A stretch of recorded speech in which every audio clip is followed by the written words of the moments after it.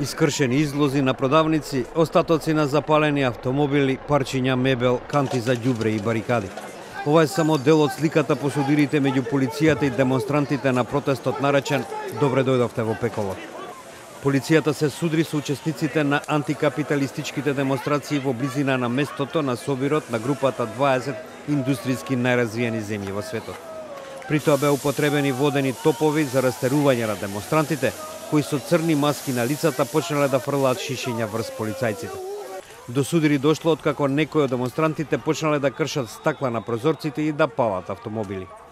Во Хамбург, според проценките на полицијата, се собра околу 100.000 демонстранти, од кои, како што е наведено, 8.000 со намера да предизвикаат судири во градот, кои за време на дводневниот самит го безбедуваат над 20.000 полицајци.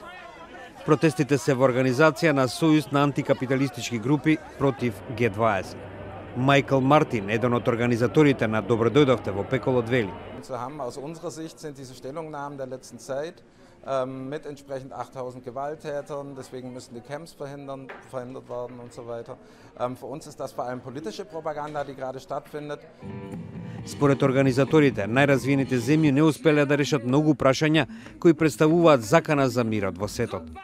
Кемал, еден од учесниците на протестите, вели: Wir sind heute hier, weil wir denken, dass G20 in Hamburg nichts zu tun hat, weltweit nichts zu tun, nicht Gebrauch ist, weil das ist eine Organisation der herrschenden Klassen, der imperialistischen System, die den Ausbeutung und Unterdrückung weltweit vertiefert.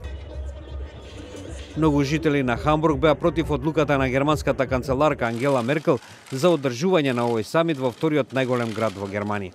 Според некои оценки, за Меркел, која во септември ќе се трка за четврт мандат, иако организацијата на самитот на G20 е шанса да ги исполира незините дипломатски ингеренции, исто така може да биде катастрофален ако е проследен со насилство.